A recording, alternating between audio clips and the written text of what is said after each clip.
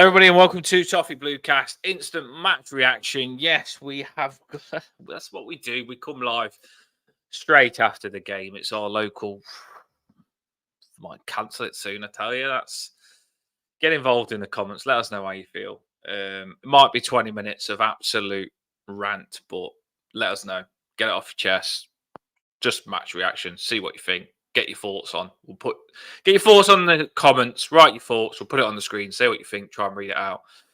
Paul, man, Paul. I mean, I mentioned that we was capable of winning this game, but I did mention that this could have happened. I really did. And you even at one point said when the Blues said it, and I even said, like, I hate these games for Everton. I hate playing a team that's at the bottom of the league for Everton. And I hate Sean Dyche. I don't care who comes at me. I'm going to say it now. I really am, because he's doing my head in. He's doing my head in, Sean Dyche is. And let me know in the comments if you disagree. I don't care. It's how I feel from the bottom of my heart, right? Because his tactics are shocking. We're always defensive. Always defensive. And some people will say, what can he do with these players? They can do a lot more for me. You can see we're set up not to pass the ball. We're set up to sit back against anyone. We could play a team in League Two, and I can guarantee Sean Dyche's tactics will be sit back and try and catch them out on the counter-attack, not to try and show we've got more quality than them.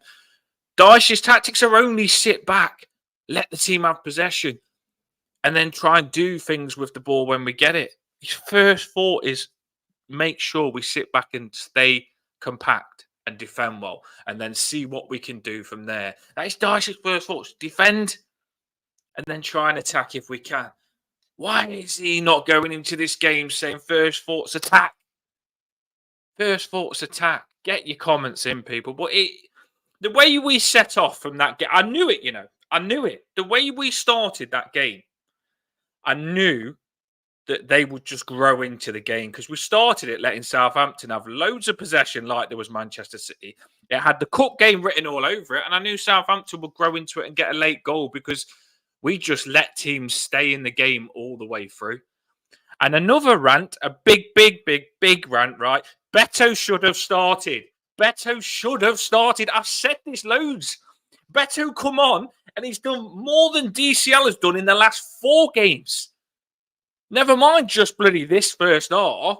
Betto's come on. He's hit the crossbar, which is just pure unlucky. He's just leaning back. He's hit the crossbar. He probably should have got frigging Benarak sent off, because he was going to go through on goal if he didn't get taken out. He was literally cracking run. Benarak took him out. And I know the player's coming across, but he's not going to stop Betto from taking that one-on-one chance. So Betto's also done that. And then I swear that they changed that offside thing at the end of the game, because the lines that it showed, Betto was onside, and then all of a sudden, when they show you the video again, I could be completely wrong, but it's gone from Betto looking on side,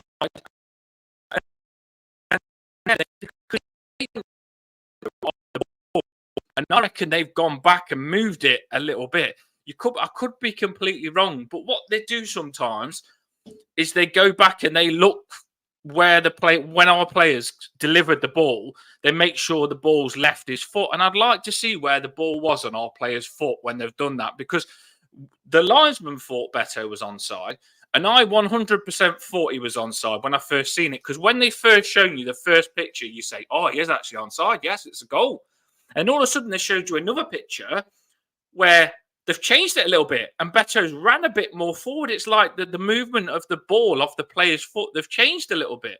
I'd love to see a picture of where the ball is on our delivery player's foot. I can't remember who it was who played the ball. Might have been Ash Young. I don't know who it was, but I'd love to see that. But yeah, Calvert-Lewin for me. Branthwaite as well. Why is Branthwaite not starting? Branthwaite come on and ran straight through him from centre-back. And you can see Branthwaite, when he plays centre-back, if there is space to run into, Branthwaite will get us up the pitch. Branthwaite's like John Stones as a centre-back. When Branthwaite plays centre-back, he gets you pushed up all the time. Branthwaite's first 40. He's like a midfielder in centre-back, Branthwaite is. He pushes you up. When Keane and Tarkowski play centre-back, we sit deep and let the team come at us. Pathetic. even Southampton. When Branthwaite plays, we push up. For me, if you was going to try and win that game today, Branthwaite should have started, and our centre-back should have been on that halfway line. And because you know Branthwaite's so fast and so good, you could push all your team up, press onto Southampton, win 2-3-0 in the first half, the game would have been done. But I hate Sean Dyche. I don't even care who comes at me. He's done my head in that game. He lost it against Southampton, bottom of the league, and probably back in freaking relegation battles again now with that. Evening, everyone. Get your comments. Yeah. So I had a bit of a nightmare with cars this morning. So I actually followed the game sort of on radio, driving across Derbyshire, and then managed to get the last sort of 15-20 minutes of the game. So I think I saw all I needed to see, to be honest. I managed to watch it properly after he'd taken NJ and DCL off. I presume from one or two posts that I saw that NJ was injured, and maybe a play he was injured from half time as well, so that might have been the reason for that. Betto looked lively when he came on, but it's the same old thing, is that we don't take the chances. And our decision making in that final third is useless. It's just awful. You know, there's one moment when Mangala wins the ball, and we're 4-on-2 at the back, and he tries shooting from outside the box when he's got at least two other options to pass to when we're in, and it just seemed to be all the time. Anytime that we sort of got around their area with the ball at our feet, if it wasn't a cross, we just ended up ballsing it up by making poor decisions. The offside, I'm with you. As I said at the time as well, I said, on what they're looking at, they cannot actually see the person kicking the ball. And no, they can't. It cuts him out. What frame that is as well. So you could not tell whether that was offside or not.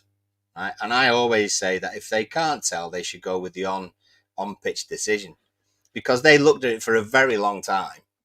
And bloody hell, if you can't work it out with all the camera angles you've got, then go with the attacking side, go with the on-field decision. You know, what are the I couldn't tell whether it was onside or offside at all. And it was a little bit like, oh right, now you've put your lines in. Why wasn't that the first thing that you did? On X or not? You know, you kind of got to, because there was one angle where they showed the lines, where they, you know, are showing that it's offside. But then there was another angle, another camera, which he looked a good half a yard onside. So you can't tell. And I do think that they have a guess, because there's no exact science in it at all.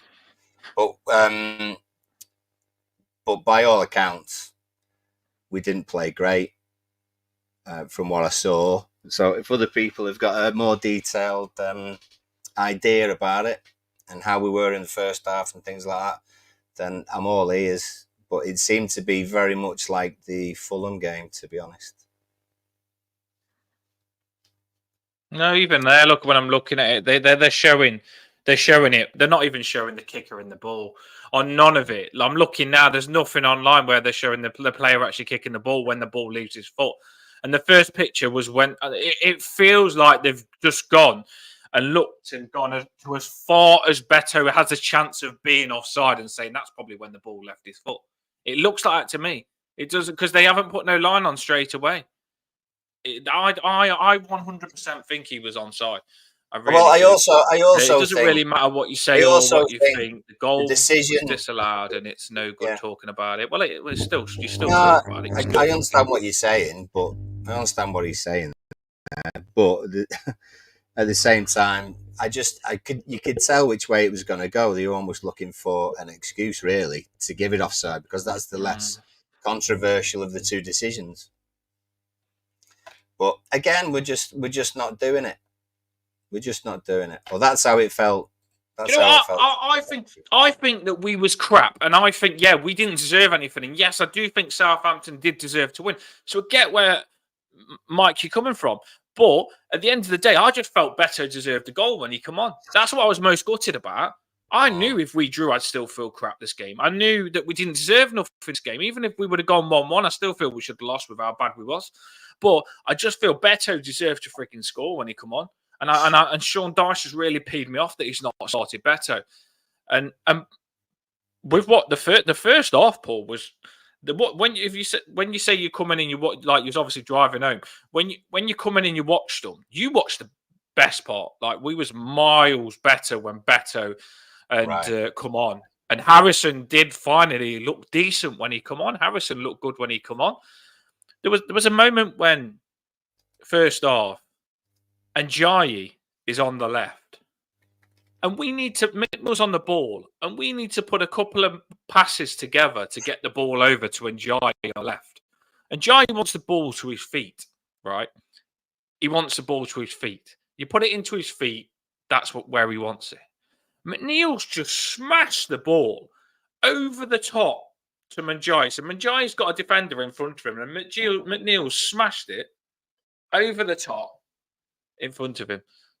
Do you know what I mean? And it's just, shocking. Absolutely shocking. Yeah. I mean, as well, 2 seconds. Betto hitting the bar.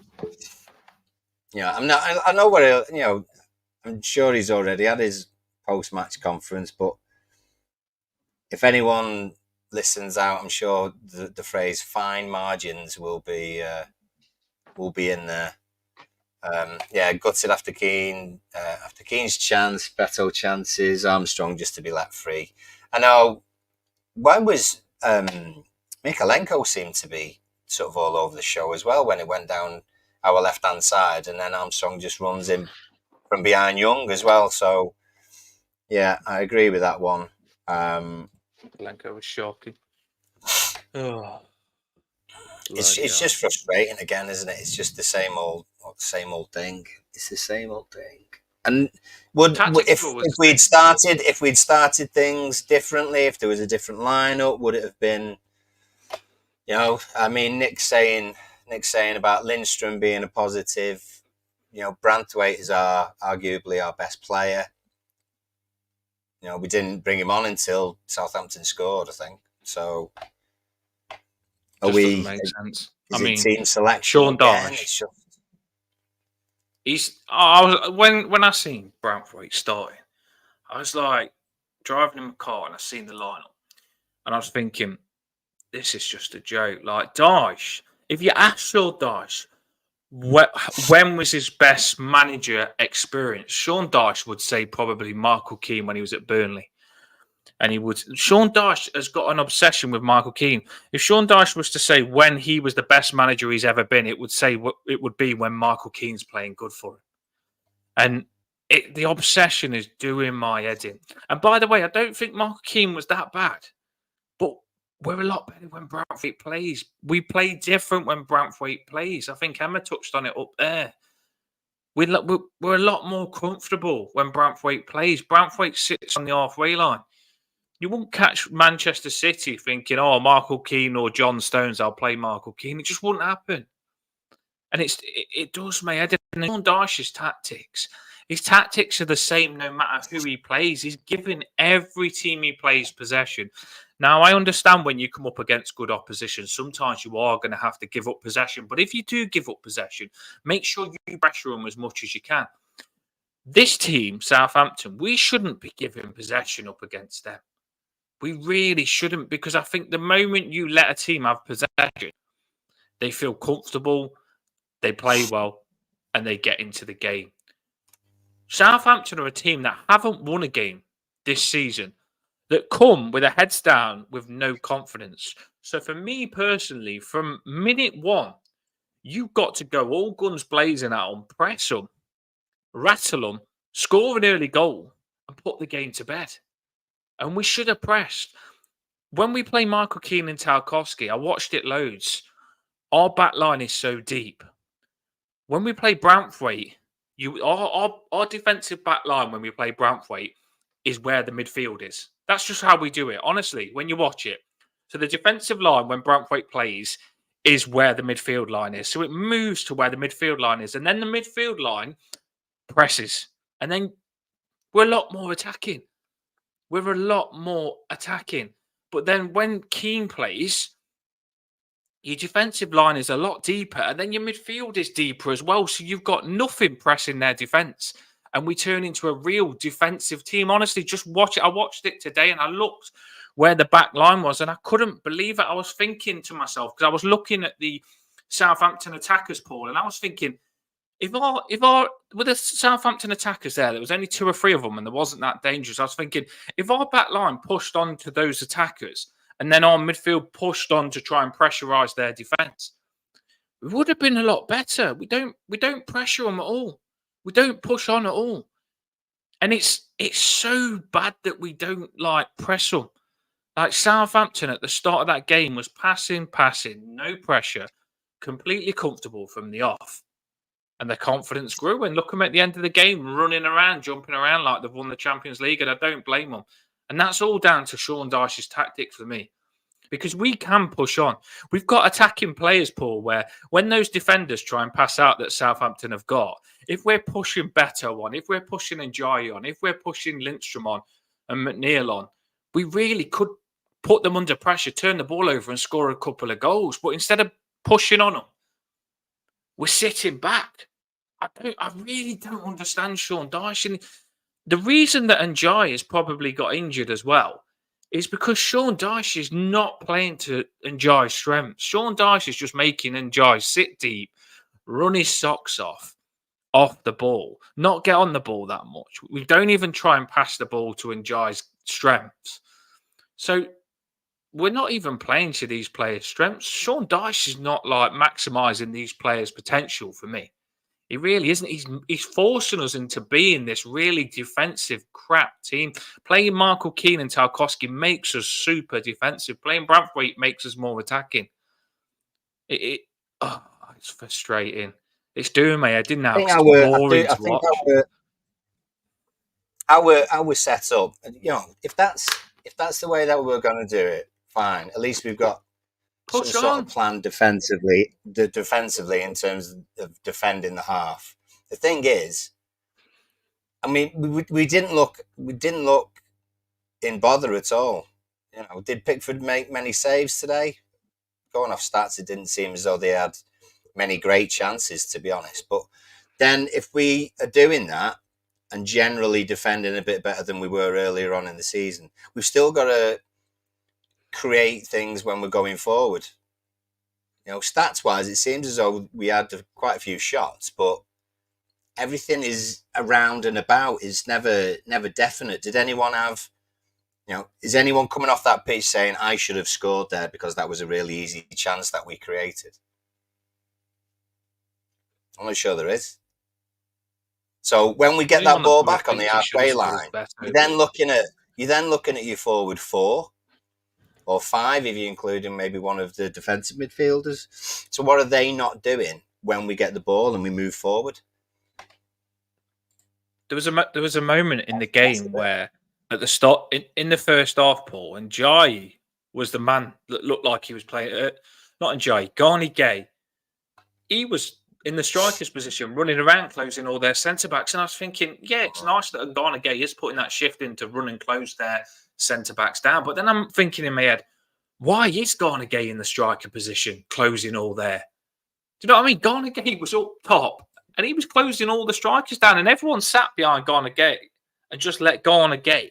I wish I had the clip now when I could show you more, but Garni Gay's he's running in the striker's position, and I'm thinking, yeah, it's good you're putting that work rate in, but what are our tactics if we're just letting you run and do a striker's work? Striker's job. So this is it's not right. We're not set up right. And when you've just put that line up there, I mean, look at that. I've just removed it like an idiot.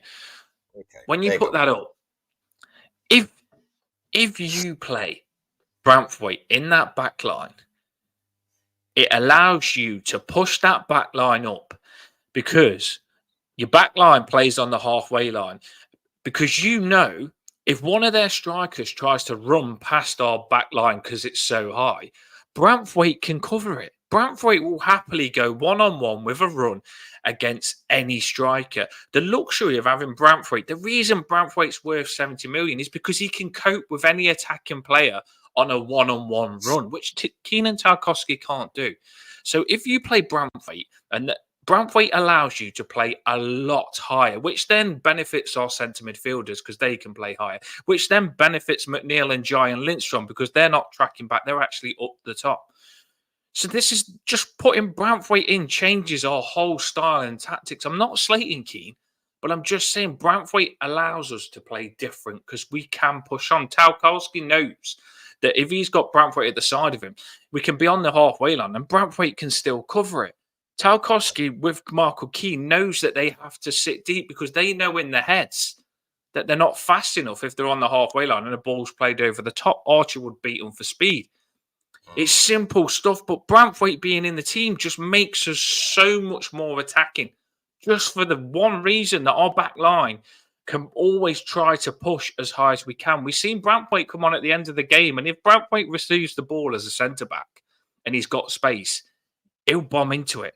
He fancies himself to run past people. He does what John Stones does. If Branthwaite's got the ball as a centre-back, he did it. And it's fair enough if Sean Dyche has got this fetish where he's thinking, Michael Keane was good under me. I've got him like that a little bit now, and I'm going to keep playing him because I've proved that I could get Michael Keane back to what he was. Yes, you probably have got Michael Keane a little bit better, but he's nowhere near as good as Branthwaite. We need to be a lot better than a Burnley fucking Michael Keane. We do. We're Everton. We coming up against these teams like we've just played. These are teams that are going to be in relegation battles, and if you start losing them against them, I know some people think I'm moaning, but we lost against Bournemouth.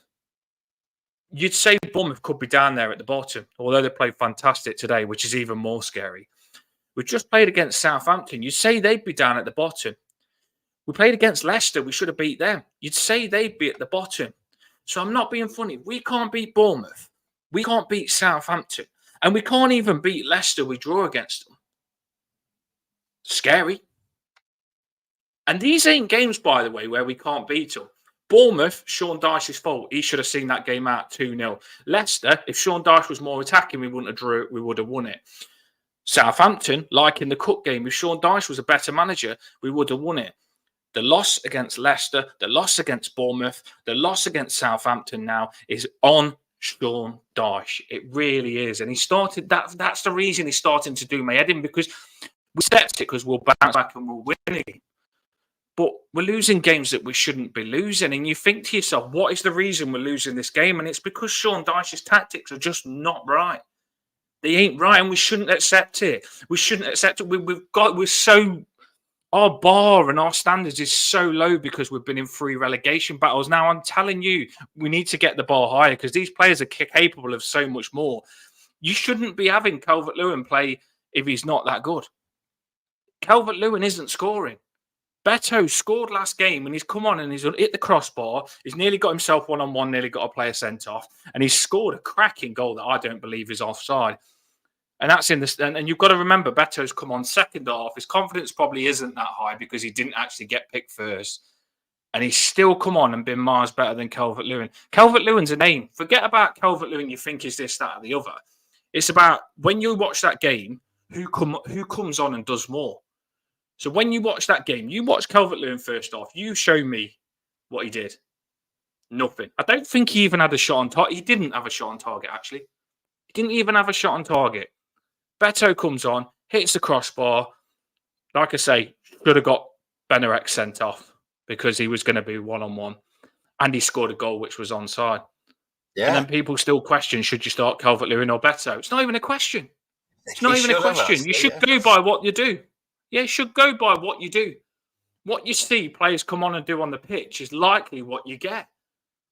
It's like if you work in a workplace, Paul, and you've got 2 staff, and they go and do stuff before your shop actually opens, that don't matter. It's what they do actually in the workplace that matters. It's what they do to frigging make your money or what they do to get you stuff.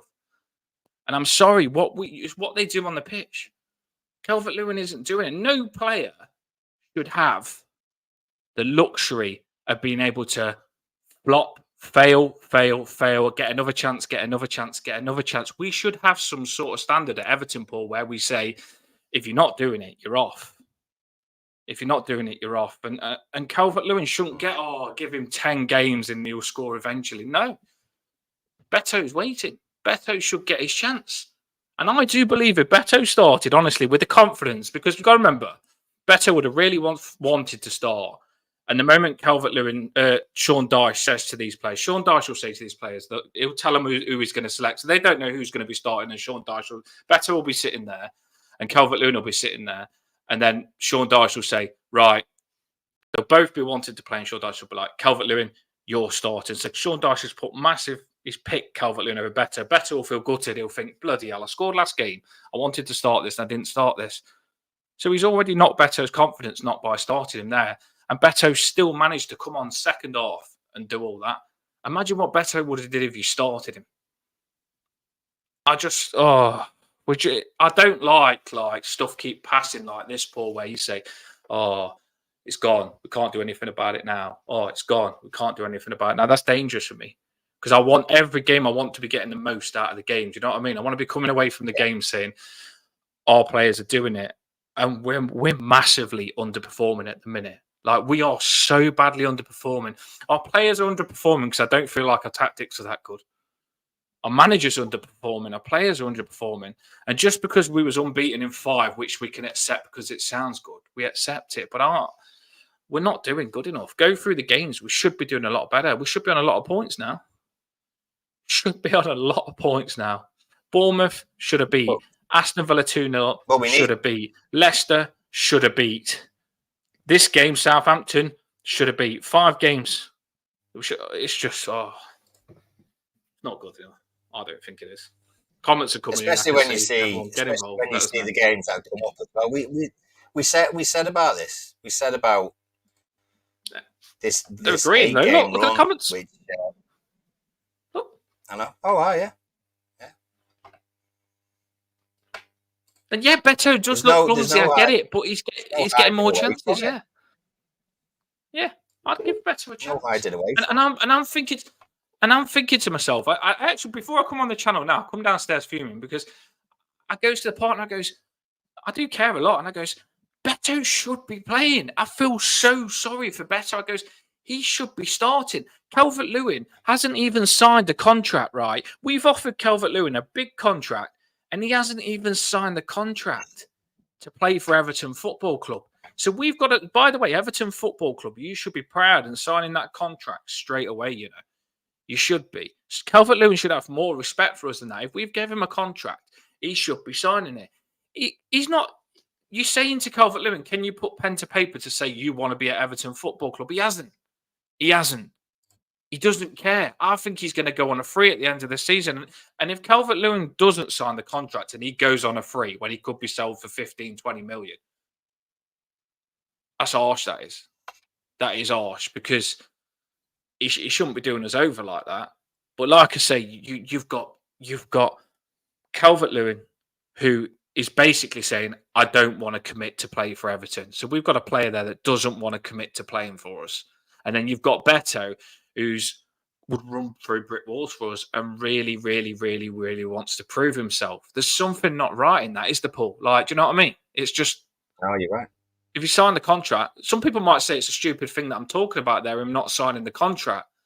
But I just think when you've got a player playing for you and he can't even sign to... Because we often see it. We've just seen it come out now. It always pops up like, such and such as... When a contract's nearly up and a contract needs signing, it normally gets dealt with very soon. Players put it to bed because it doesn't look good on the football club for a player not to sign the contract. It makes a football club look shit if a player doesn't want to play for them. It makes us look crap because every player should dream to play for that football club. And if Calvert-Lewin is turning Everton down, making himself look bigger than Everton, like it's in his hands, not Everton, it makes Everton look like we're not controlled well. And he should be, like I say, he's showing us up. That's why often when you see contracts in the air, they get put to bed quickly. And the player shows his commitment to the club. And then they brag about it and put it out and say, he signed a deal to show he's going to do this. Calvert-Lewin's playing around with us in the air and it makes us look stupid. He's not even signed the contract. So why are you as a manager? Like for me personally, if I was Everton's manager in Sean Dyche's position and I've gone and give Calvert-Lewin a contract and he won't sign it, I'd be saying, you know what? You're not playing, then I'll play Betto until you sign the contract. Show me commitment. Because Dyche is showing, all this commitment you need to show in training before I select you. Like, you need to do this in training to get, we've got standards. You need to get this standard to play in games. Well, the standard is also signing a contract to say you want to play for Everton Football Club. And Calvert-Lewin should have done that. But it is what it is. I just personally, would be playing Betto for someone that's saying in interviews, balling, saying he'd do anything to do well for Everton. Go on, Paul. Yeah, I mean, there's a few shouts on here about the service. So, do you think that the service to Betto is better than to DCL? No, I don't. I don't think it is. Darren agrees. Really, the service that whether it's Betto or DCL is getting is the same pretty much. Although I think when the players who are providing the service see Betto turning and doing a run, I think they're maybe more confident that Betto is going to get something from that. You know, I don't think DCL is busting a gut always as much as Betto is to get on the ball that's sort of going around the back of the defence. You know, he's more you know, can't say confident. He's more comfortable, not confident. He's more comfortable coming short and then trying to win either free kicks or trying to get the ball and then laying it off to someone. Whereas I don't think that's what we need at the moment. And with you, I think Betto is giving 110%, and I think he battles for every ball. And even if he's not the answer, like Dead Boy says on here, he is a bit of a bull in a china shop. He's not got the best touch, but I tell you what, it's a bloody good finish. I like that for the one that should I like that onside. comment by He's not as bad as people think. You know, he's been mistreated and his confidence is low. But I think Beto's got more ability than what we're seeing. You know, I think if you put him in, he'd score goals because that take that he did on the goal where he was offside was fantastic. And I tell you something, his header was so unlucky. His header, so many times on that header. Some will probably say he should have scored, but he's just hit the crossbar. They hit the crossbar. It's come across. And here as well. The comment is the comment cracking that you put on there, Paul, because like you say, eventually it will come through. Betto will score goals because the thing is about Betto, he's a bull in a china shop, but over 90 he'll be hitting enough china. Yeah, he will be hitting it, and I get what you're saying. Like he might miss one in three, he might miss like two, but he'll score the third. Do you know what I mean? And he is, and Betto is getting chances that a lot of other people wouldn't get, Paul, because he's putting the graft in. Look, Lukaku, I'm not comparing Betto and Lukaku, but Lukaku used to be the same. Lukaku used to have to get himself a lot of chances. The amount of times Lukaku got chances from stuff that strikers wouldn't even normally get chances through was because Lukaku often dropped back and loved running at defenders and loved knocking defenders about and loved the ball into him to unsettle defenders. And Betto's the same.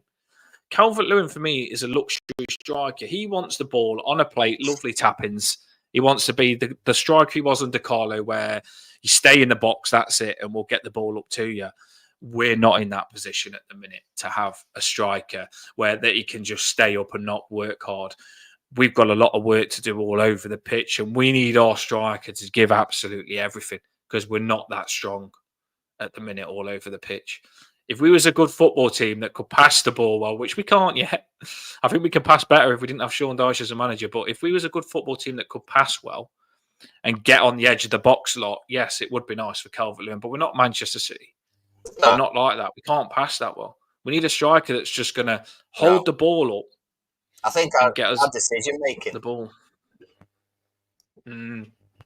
Yeah, decision making's awful in those key moments. You know. Do you think like, and we are coming to an end now because there's only so much this you can take. I want to forget about it, but it's not when you care, you're not going to forget about that game because it's really wound me up. But do you think that? Blue therapy. Do you think I'm not happy with Sean Dyche? You know, I'm really not happy with him, and I think our bar is so low. And I do think that when these owners take over, I think he's gone. I really do, and I think he'd be gone now if they have control.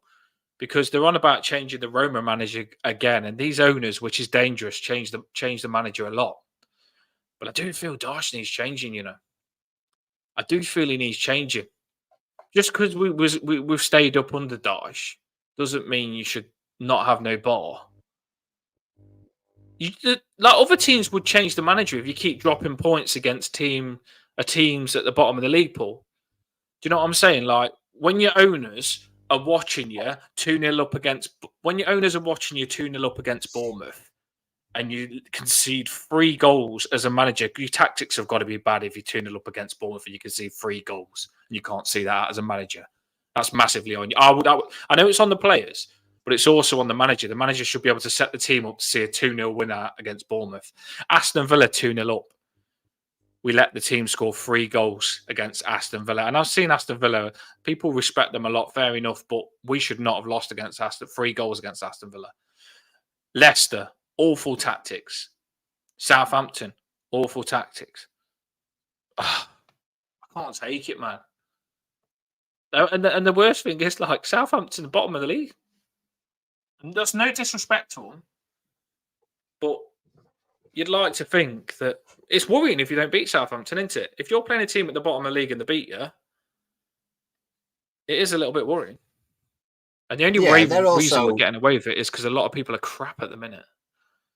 Well, that and we draw games and maybe win a couple. Do you know what I mean? Like Chris says, we won 1 away game in a year. You know, if you think of the teams that we've played, I mean that's often been our thing, really.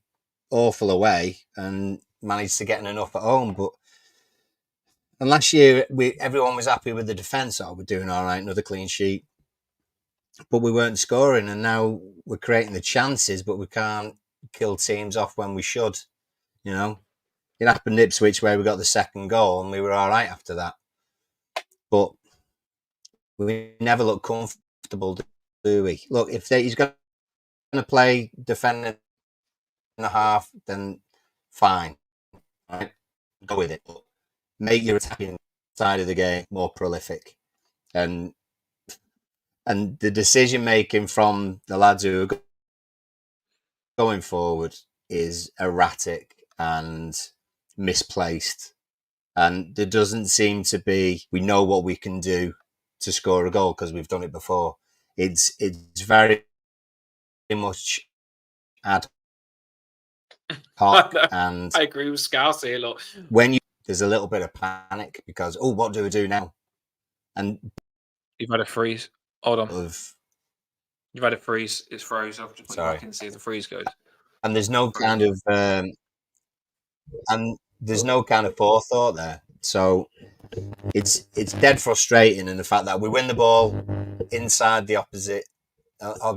opposition's half, but then we don't know what to do with it afterwards, and that's where we are. Everyone's feeling the same. I can't believe Sean Dyche has been here that long and he's been training these players that long, and he hasn't got a tactic where we can actually go out to win a game.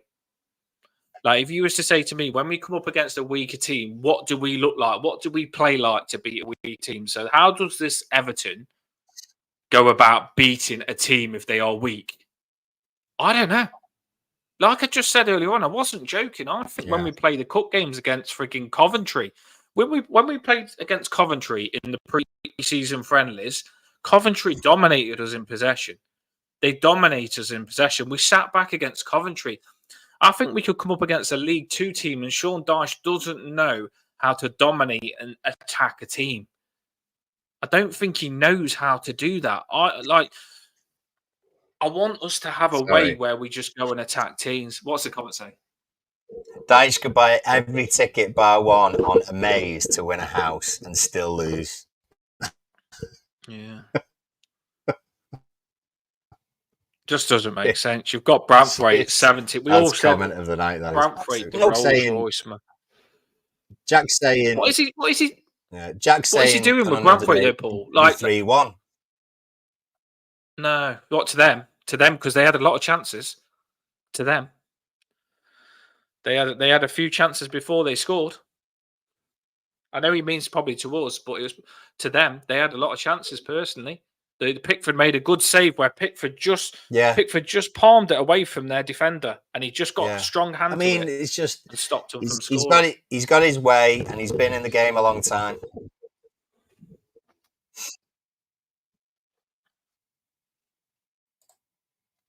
Yeah.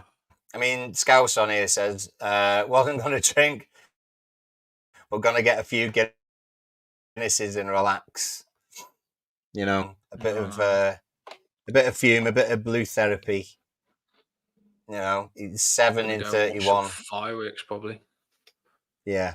It's probably watch some fireworks. I mean, I didn't get no fireworks today, Paul, so I'm going to probably go and watch Tarky crossbar, Betto just offside. Yeah. Yeah. No, I mean, do you know what? And I know I probably sound like a miserable little crap, but it's another week of not watching Match of the Day.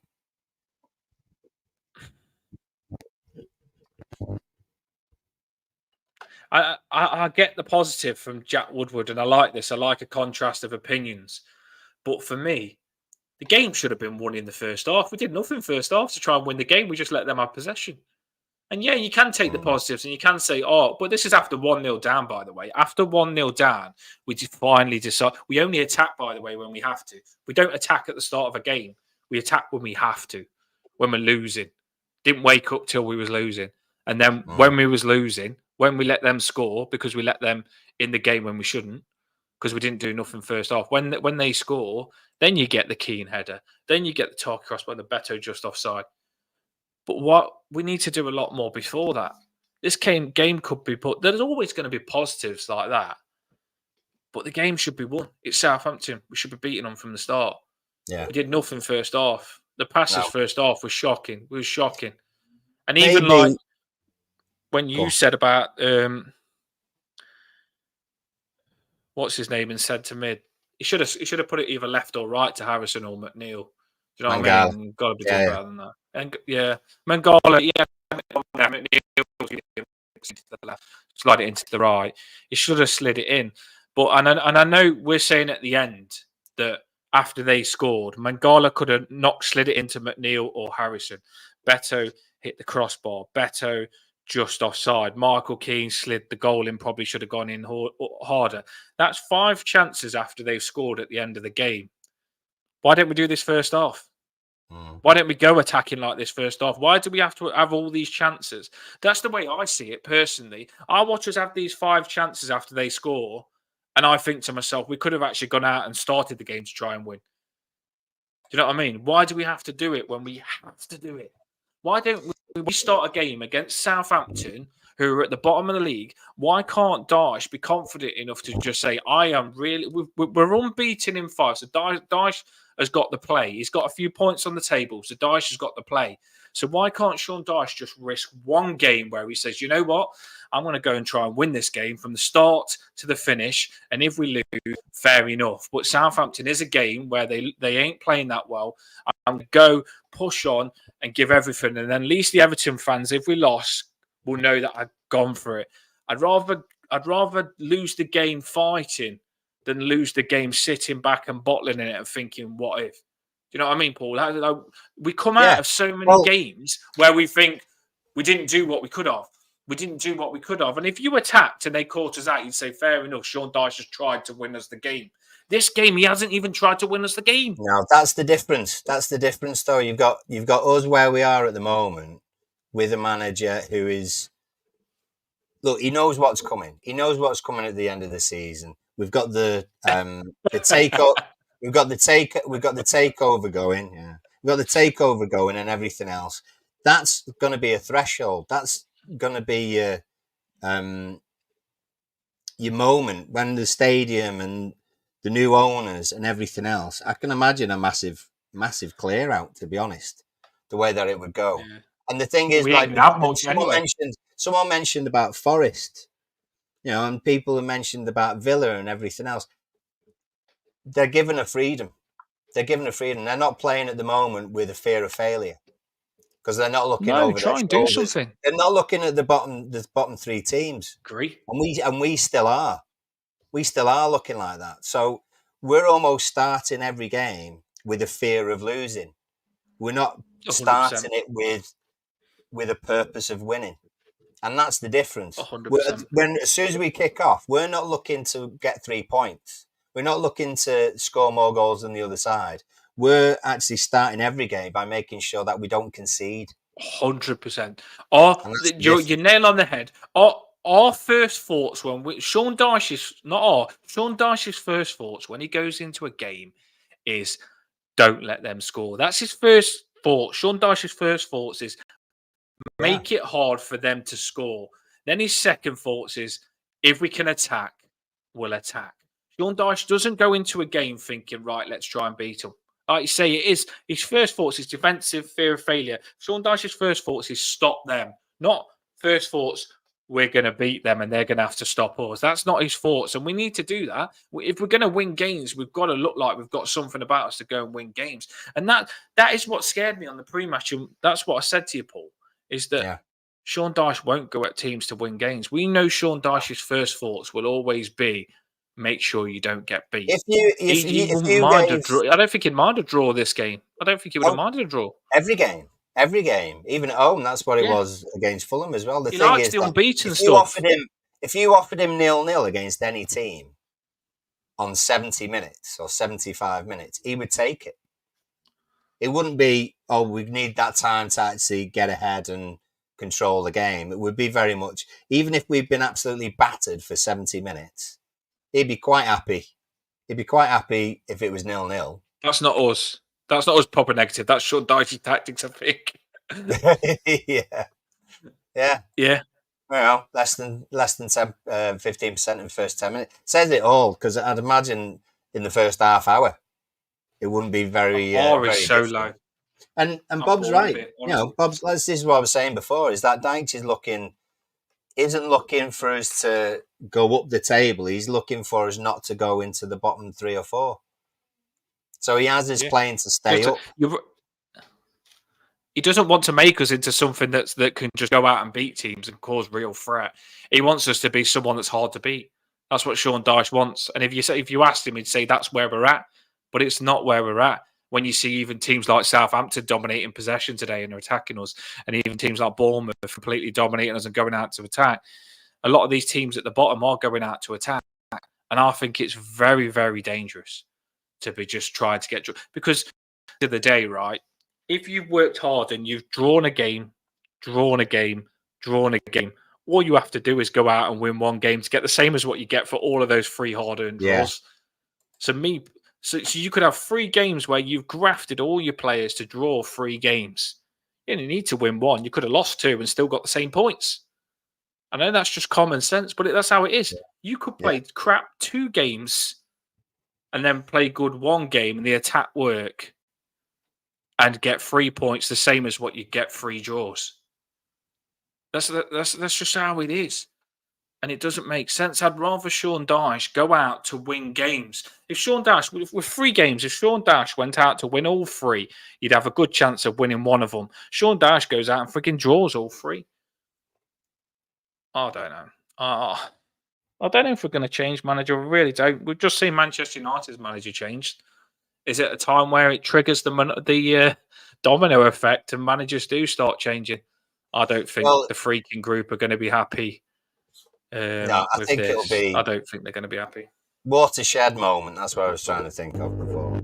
Is that it will be when the takeover is complete. That'll be the watershed moment, getting into the ground, and everyone is almost, as long as we do good enough. If it's a drop, we're not going to build anything fantastic until any of that happens, and it's clear to see as well. We're treading water, and we'll be all right. We'll be all right, but we're we're not we're not doing things as we would want them to be done. And so there's plenty of times when we're going to come up unstuck, like losing 2-0 leads, like losing away against bottom of the table. You know? Come on, son, and get your team before it comes. We are coming to an end. Yeah, I'm going the old to the tea. This is the thing. This is the thing that does my head in, and we'll end it on this. Is that we always go back to, because we've been crap, it's okay to be crap. So it's like, we'll be okay this season. We'll still stay up, but why does our bar stay up? Why can we watch us give away points at Bournemouth, maybe Paul Mayata? Why can we watch us give away points at Bournemouth, give away points at Leicester where we could have got 3, give away points at Aston Villa, give away points at Southampton? Why can we watch all that but then still say, oh, but we're not as bad as last season, so it's okay? That's a really bad way for us to be. We shouldn't do that. We should be saying, right, this season, this is what we've been, and this ain't good enough. Your standard should be from what you see. So if you see that we should have beat Bournemouth, it's not all right. If you see that we should have beat Leicester, it's not all right. If you see that we should have been better against Southampton, it's not all right. Because the answer to all those games is that we could have been a lot better and should have been a lot better. So no way after all that should you be saying, but it's okay. Because it's not okay. You should be achieving the maximum that you can achieve. We should have a better standard than what we've got. We should have a better bar and a better standard. We should want our players to be the best they can be every game. And if they're not being the best they can be every game, and the manager is massively underperforming, then you change it, because you want to make sure our football club is always maximum achieving. And we're not. Why should we just have an acceptance of not being good? Why should we just say, oh, we lost. We should have beat Bournemouth, but we didn't, so it's okay. We should have beat Leicester, but we didn't, but it's okay. We should have beat Southampton, but we didn't, it's okay. We should have beat Aston Villa, but we didn't, it's okay. You shouldn't have an acceptance of that. Sean Dyche is massively getting it wrong. And that should have consequences for me. It really should. Sean Dyche is going to keep playing Michael Key. Branthwaite, £70 million centre-back, isn't getting in. Sean Dyche's got a lot of stuff wrong. We'll see what happens. He probably won't get the sack. He probably won't. And it's bad for any manager to get the sack, but I just want my football club to be doing the best. Sean Dyche isn't getting it right for me. Even Patterson is mistreated. Patterson, I don't think anything's equal. I think Sean Dyche gets his favourites in his head, gets his way of who he wants, and gets his own little stubborn ways. And that's it. Right, everybody. I am going to go and try and cheer myself up, flush my head down the toilet probably, or something like that, because I've just watched that garbage. 90 minutes I'll never, ever get back. Darren Aspel just says 100%. And we need a higher bar.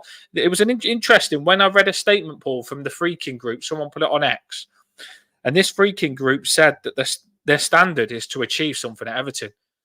Yeah. They're not. I don't think the Freaking Group are going to come in and say this, oh, it's okay to stay up. The Freaking Group are going to come in and they're going to be like Aston Villa. They're going to be saying, right, we're is to get top 6 and we're going to just keep pushing until we get that, and we're going to change everything until we get that. And it feels like now our bar is stay up. And as long as we do stay up, that's where we're at. I don't like that short bar. I like the Freaking Group to come in and say, our bar is, we're going for top 6 and we're going to do whatever we want, whatever we can to do that. So if that involves changing the manager, changing the players, we're going to keep changing it until we can. Right, everybody, my battery is going. I'm going to drop the banner now, Paul. Last words.